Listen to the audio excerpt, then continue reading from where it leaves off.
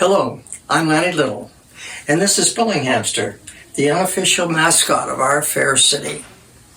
Hi, folks. Say, partner, why are we meeting here at the village green today? Well, we're here to introduce our new video, the Bellingham-Whatcom County Interurban Trail, whose trailhead is only 2 blocks south of here. Are you sure it's not to show off your mural behind us that you painted 21 years ago? Well, there could be some of that. Okay, so why don't you take a break while I talk about the Bellingham and Skagit Interurban Electric Railway that left the roadbed that is now the Interurban Trail.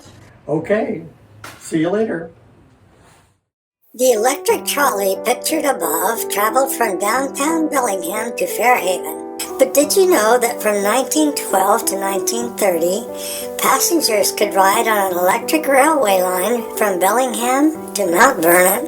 It began at its Bellingham terminal at the Pike Block building on the corner of Elk, later State and Holly. Trolley on Elk Street. The line proceeded south into the Fairhaven Business District on 10th Street, then swung east along Padden Creek. It then turned south between 23rd and 24th Streets and ascended to the 700-foot-long Chuckanut Creek Bridge, also called High Bridge. The next 5 miles were carved out of the side of Chuckanut Mountain. Interurban passengers had grand views of Chuckanut Bay and the San Juan Islands in the distance. Further south, a 4-mile overwater trestle was built just off the Samish Bay shoreline, which gave the Interurban the nickname the trolley that went to sea.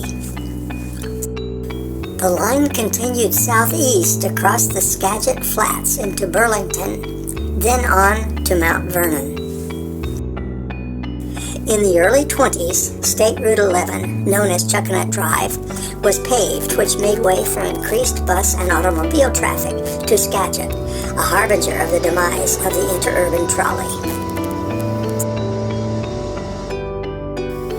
Now, let's go 3 blocks south of here.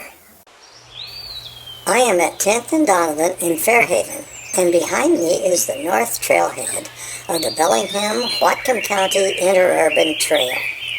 It consists of the northern 6.6 miles of the original 27-mile railway route. It connects the urban greenways in Bellingham's historic Fairhaven district with Larrabee State Park and is a favorite with walkers, runners, bicyclists, and equestrians. So come along, Bellinghamsters, and let's explore the Interurban Trail, as well as the city and county parks along the way. We will also be taking the spur trails to lakes and beaches on our trek from Fairhaven to Larrabee State Park.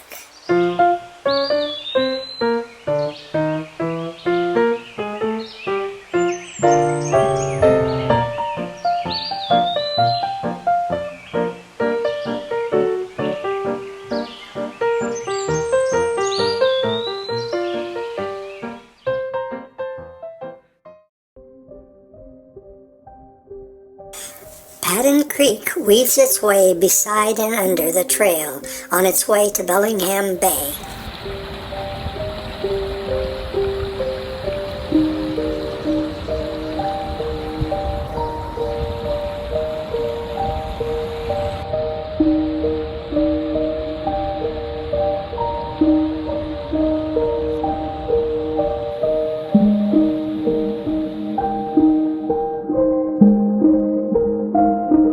The 12th Street Bridge looks very imposing from the trail. A spur trail takes us into Fairhaven Park.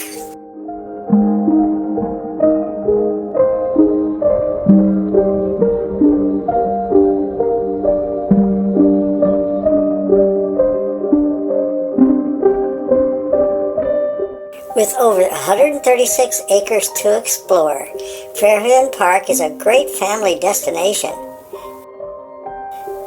The main entrance to the park is from Chuckanut Drive. The original entrance, built in 1915, was a rustic log structure that succumbed to rot and was replaced in 1925 by an imposing brick gateway. Over time, it also became unstable and was replaced in the 60s, but after 50 years, it too decayed and was torn down in 2017. The Whatcom Parks and Recreation Foundation is raising funds to replace the entrance structures. You will find large grassy fields and many acres of forest to explore. There are playgrounds, a spray park, a pavilion, picnic shelters and tables, tennis and pickleball courts, restrooms, and you will also find a very unusual feature, a labyrinth.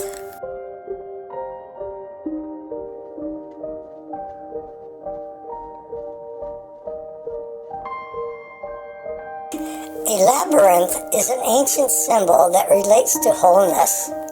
It is said that walking a labyrinth is a means of meditating in nature, a way to get closer to who you are, what you feel, a spiritual thing. Another unusual feature in the park's history was a living flagpole, a 177-foot tall, limbed red cedar tree. It was dedicated on Flag Day, June 13, 1907, and it flew a 20-foot by 36-foot flag until it blew down during the Columbus Day storm of 1962. Speaking of trees, behind me and to the right of the entry road is a beautiful scarlet oak. There are many species, both native and exotic, in the civilized part of the park. Be sure and check out John Wesselink's Taxonomy of Trees of Fairhaven Park. Go ahead, Google it. Before leaving the park, check out the expansive trail system that meanders through an urban forest that helps protect local habitat.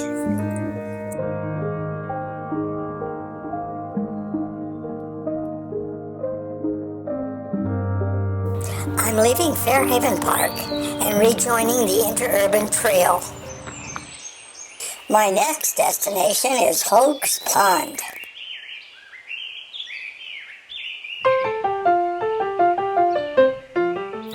The trail heads east and then turns south. A sign marker indicates the way to Hoag's Pond Trail. The trail takes us through a forested area before descending to the pond, which is a basin that collects groundwater that flows into Chuckanut Creek. On the east side are tall, big leaf maple trees and red cedars, but the best view is from the west side of the pond.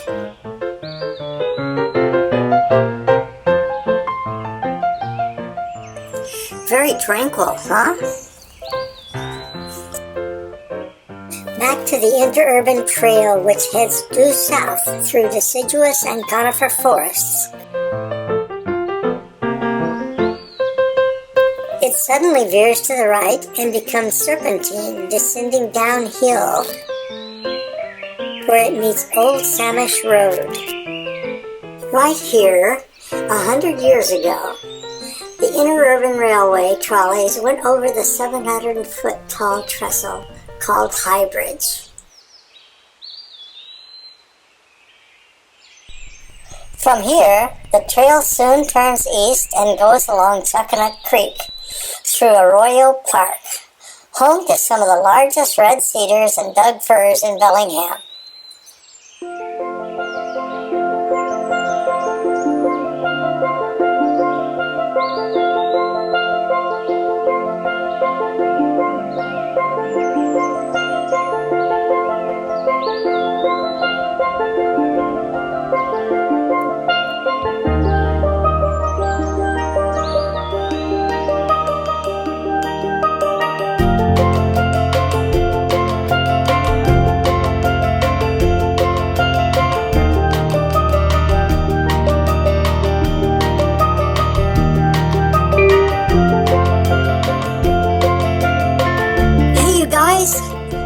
going too fast.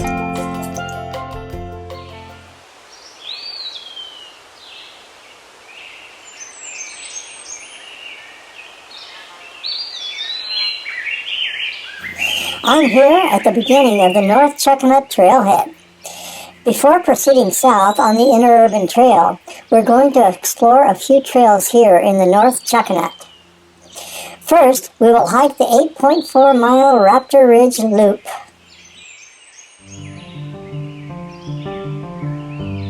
First, a short hike south from the trailhead takes us through a swampy area with boardwalks, where skunk cabbage abounds in the springtime. The trail turns east after a few steep switchbacks, and we find ourselves in a high canopied forest of large leaf maples, Douglas fir, red cedar, and hemlock trees. Inside Arroyo Park, we soon see a beautiful small waterfall. A small spur trail takes us to Chuckanut Falls.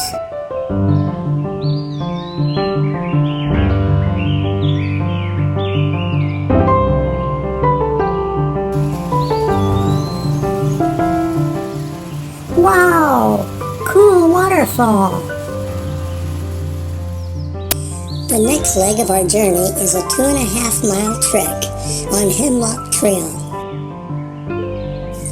As the trail climbs, the deciduous forest gives way to more conifers, including some Douglas firs up to 5 feet in diameter. We will gain about 1,000 feet in elevation. The next leg of our trek is the 1.3-mile-long Raptor Ridge Trail. The dense forest is almost cave-like with lots of huge boulders and overhanging rock faces. But soon the trail opens up, revealing a 180-degree awe-inspiring view high atop a rock cliff.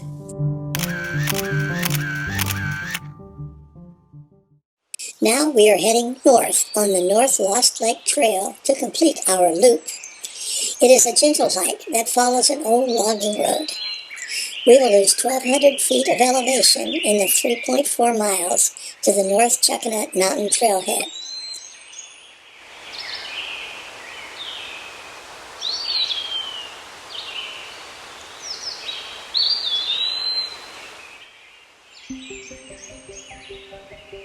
We are returning to the Interurban Trail for a short trek to Teddy Bear Cove. After half a mile, you can't miss the sign pointing to Teddy Bear Cove. A short path with stairs leads down to Chuckanut Drive. Here's my chance. Wish me luck.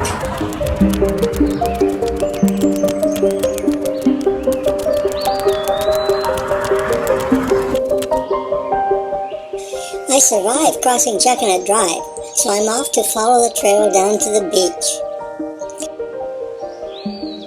It's a steep decline, but stairs and switchbacks make the going easier through the forest of Madrona and Gary Oak.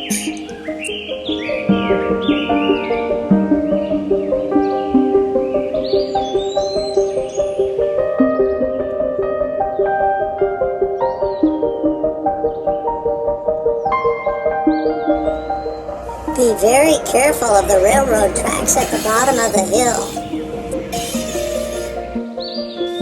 I heard that back in the hippie days, this was a favorite beach for nude sunbathers.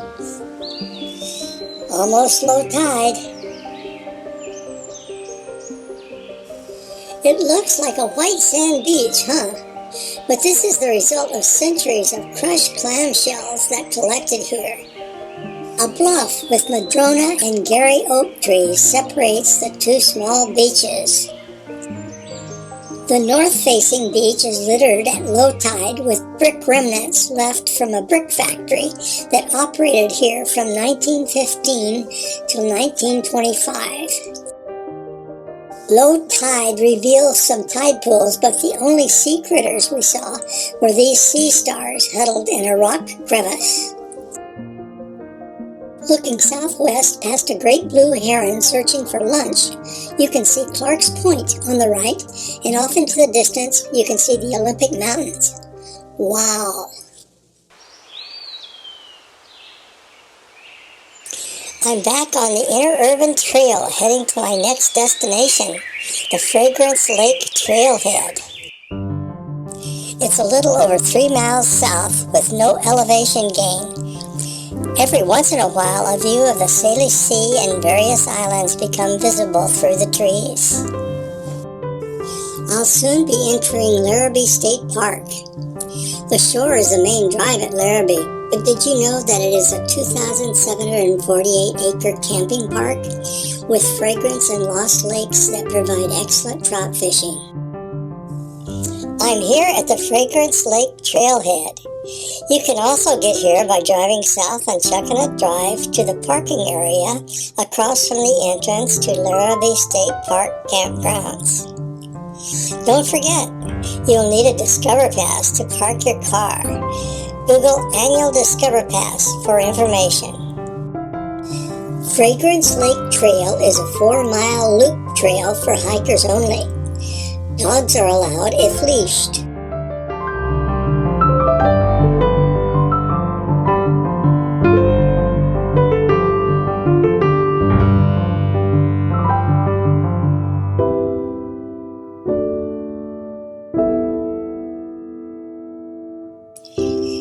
After a mile of steady uphill hiking through old-growth forest, you arrive at a junction to a short spur trail that ends at an unexpected viewpoint of Samish Bay in the San Juan Islands.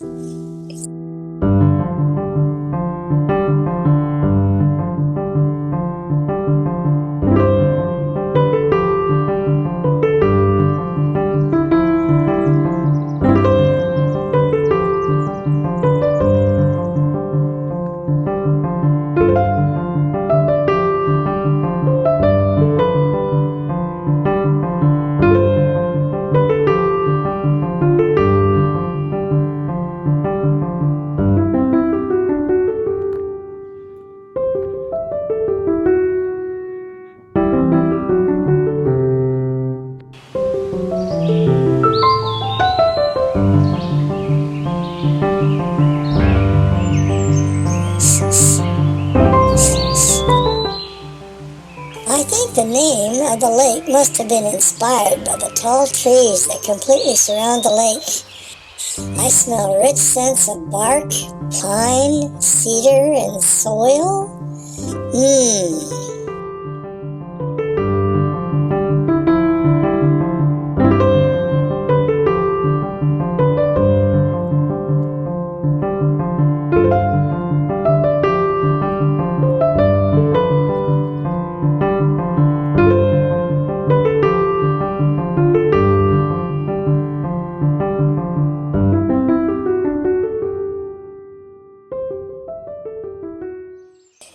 I'm finishing the 4-mile Fragrance Lake Loop and heading back to the Interurban Trail.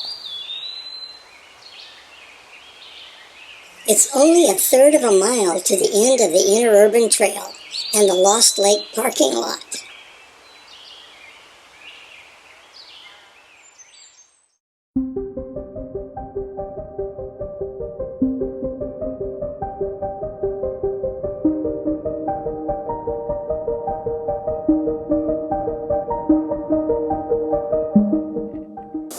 From here, we will hike to Lost Lake, first taking the Fragrance Lake Road.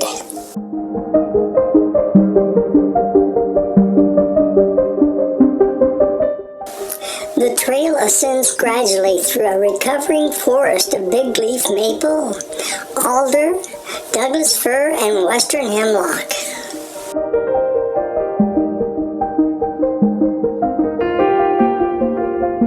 What a nice spot for a rest and refreshment. Don't forget to hydrate and get an energy boost. My favorite, Cliff Bars. Yum! A striking feature of the Fragrance Lake Road is this waterfall. Only a trickle now since we haven't had rain in a while. Salal is abundant here. These berries will turn dark purple in a few weeks, and they're really tasty.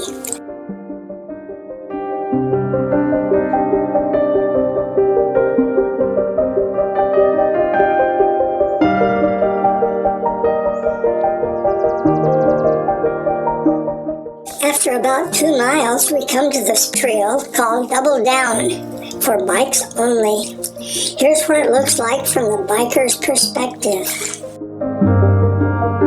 Wow!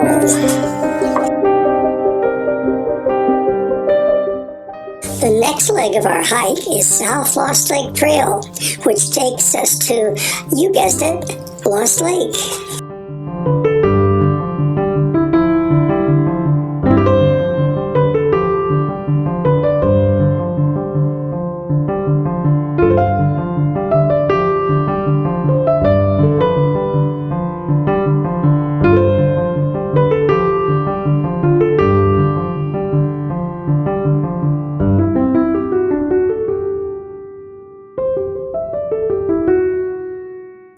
After backtracking about half a mile, we take the Rock Trail, well named as we pass many high walls of Chuckanut sandstone. Wow!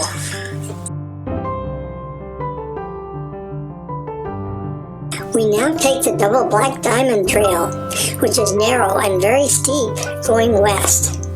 Hikers are allowed, but be careful for mountain bikers.